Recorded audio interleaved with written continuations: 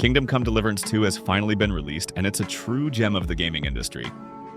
This project literally reminded me why I love games, especially Easter eggs. It contains so many secrets, references, and incredible hidden details that it's mind-blowing. No game in recent years has managed to include so much. I had tons of fun recording everything you're about to see, but trust me, this game will surprise you with much more than just Easter eggs. I hope you've already played it and are ready to dive into this deep Easter egg abyss with me. Let's begin today's detailed exploration with a genuine secret ending. In the mission Royal Gambit, we infiltrate a town meeting in Kutna Hora. To get this ending, we need to go to another room at the very beginning and find a hidden dagger in a parchment. Later in the storyline, King Sigismund himself appears at the meeting, and we can successfully use our find to unlock a unique ending. To do this, you need to crouch behind him and plunge the dagger in. This leads to the hero's death at the hands of the guards, but the former king returns to the throne, and the kingdom avoids a crisis. Quite a sacrificial detail for the entire kingdom. Kutna Hora is a very large and vibrant city that we enter after the game's prologue.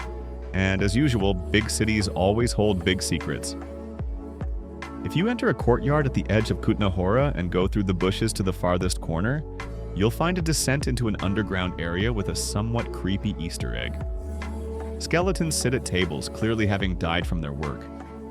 You might think these poor souls are connected to some quest or part of something bigger, but in reality, these guys are none other than the game developers sitting in their secret developer room, designing their project. They've been crunching until death to make the game truly amazing. The next interesting discovery can be found southeast of Balani village. Climbing a small hill, you'll find a distinctively unique tree with stones at its roots and a hat. This is a direct reference to the popular anime One Piece. More specifically, to a scene from the 14th opening. You can take the hat and even wear it, but that's not all. Its description states that it awakened vague feelings in the hero, as if it carries the will of those who wore it before. Overall, it's just an ordinary hat, except that it weighs 36 kilograms and increases your visibility by 950.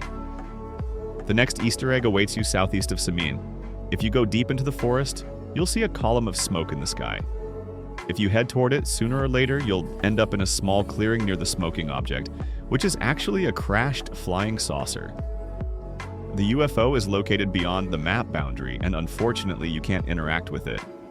We've already seen a similar, if not identical, Easter egg in the first game.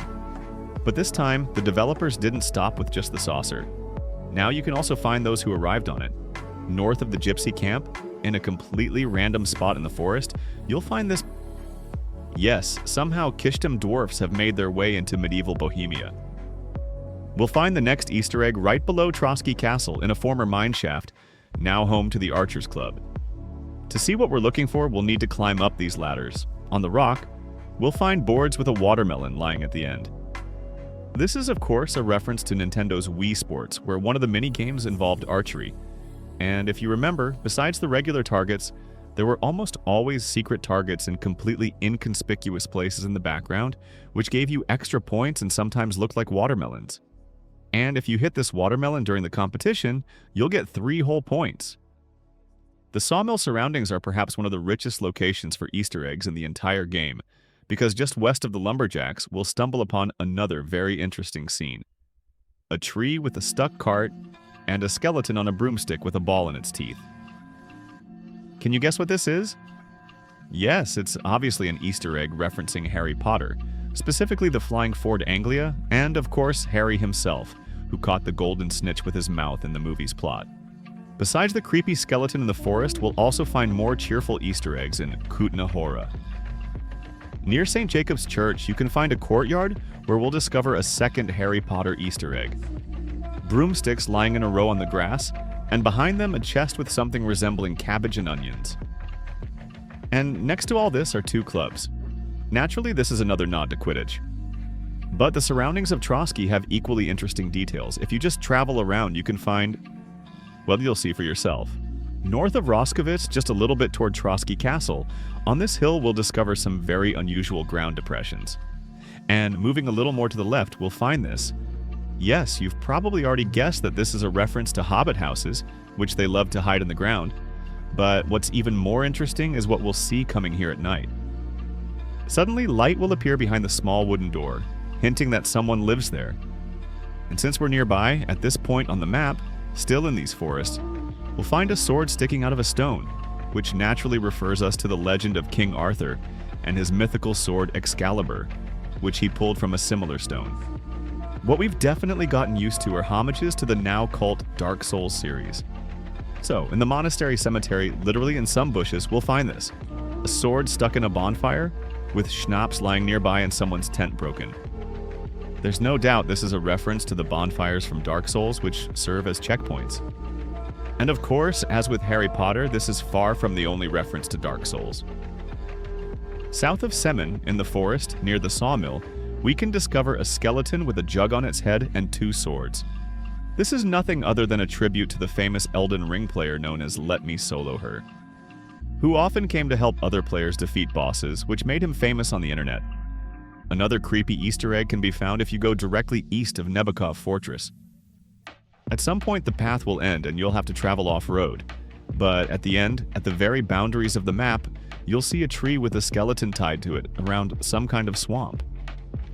It's still not very clear what exactly this strange tree with a tied skeleton is referencing. It could be related to paganism, which flourished in those years, but there's also a more interesting variant related to the game A Plague Tale: Requiem, in which we see a very similar tree with Hugo tied to it in the storyline. The next Easter egg is related to the previously mentioned Bella Torres quest. If we decide to save Brother Mytlik head-on by attacking the Cumans, at the end of the battle we'll see this cutscene. There you ungrateful son of a bitch.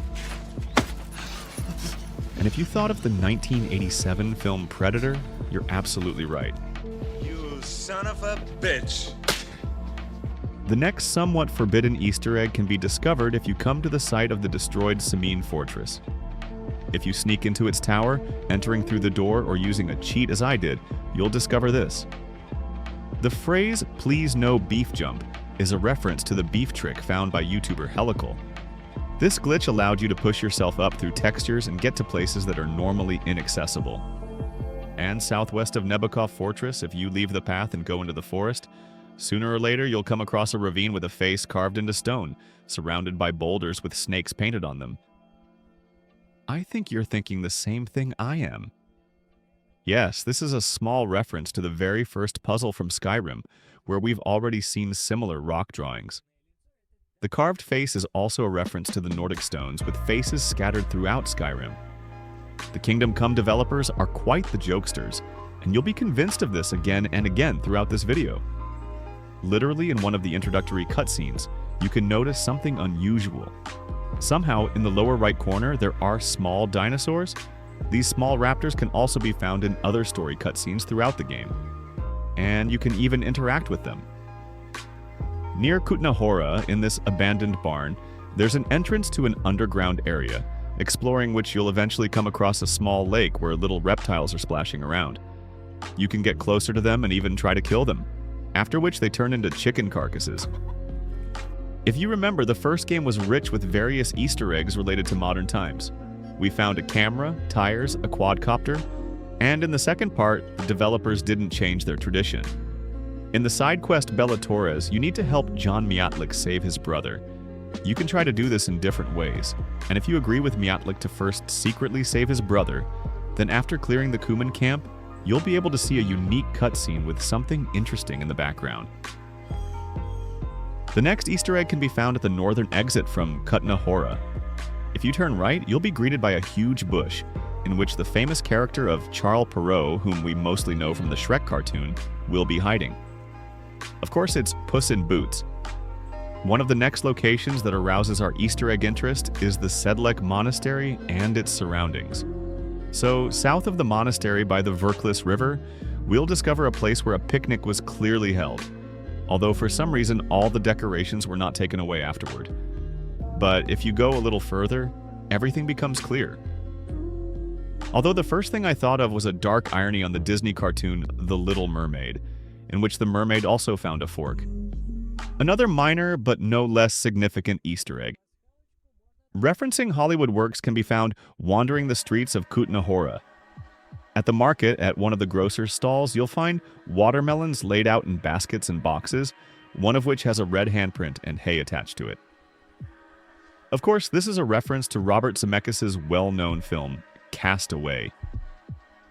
In the plot, Tom Hanks' character, stranded on a deserted island, finds a soccer ball that he later names Wilson and uses as a conversation partner. And that's still not all. North of Bohunovich, we might stumble upon a lonely hut standing in the middle of the forest. Outside is a covered table with lots of small chairs and food cooking on the fire. Inside on the bed, we'll find a woman's corpse, and next to her on the floor, 7 small sleeping places. A bitten apple will also be lying next to the woman. Of course, this is an Easter egg for the story of Snow White and the 7 dwarfs. By the way, if you try to eat the apple, you'll get the effect of a lullaby potion, and the hero will feel very sleepy. I love such details. Now let's talk about mythology. Let's move to the southwesternmost part of the map, to the forest near Nebekov Fortress, to find the dwelling of a popular character from Eastern European folklore, Baba Yaga. Unlike the well-known myth, the house doesn't stand on chicken legs but directly on a tree. Like the flying saucer, it's located outside the map boundaries, and unfortunately you can't get into it. And during the Vlach robbery mission, we'll find another equally fun Easter egg. When, according to the plot, Indra opens the door to the yard teeming with enemies, he says this. Here's Henry! Of course, this is a reference to the famous scene from Stanley Kubrick's film, The Shining. Here's Johnny! And north of the monastery, at the map boundaries, we can find this monster. A humanoid creature with wings instead of arms is most likely a hint at the bird people, who in Czech mythology are souls of people cursed for their sins. In the vicinity of Trotsky Castle, you can find several more equally interesting secrets. For example, north of the castle, near the bandit camp, in the bushes you'll find a well-hidden sports ground. Here you have a horizontal bar, a full-fledged punching bag, and of course a real wooden stone barbell. Apparently the local bandits are sports enthusiasts. But if you don't search for details specifically and just follow the plot, you'll infiltrate Sigismund's camp and enlist in the army. And after you're given your first task, you can come to the local centurion's tent to hear an interesting dialogue. The world has changed, friend. War has changed. What? War never changes. Of course, this is an Easter egg referencing Ulysses Grant's quote, part of which we know better from another popular game, Fallout. War never changes. After completing this game, I was left with a very sweet aftertaste, making me want to take another bite again and again. You simply cannot imagine how happy I am that such games continue to be released and give us those genuine childlike emotions. I really hope that Kingdom Come 2 will become one of the catalysts for the return of love and popularity for Easter egg hunting in games. And by the way, I'm somehow sure that this episode is far from complete. Therefore, if you happen to find any Easter eggs, secrets, or references in this game, be sure to write and describe them in the comments below the video.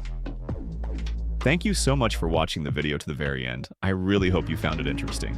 There are still many good games ahead, and I'm sure equally excellent Easter eggs. So don't forget to subscribe so you don't miss anything. And see you soon in new videos.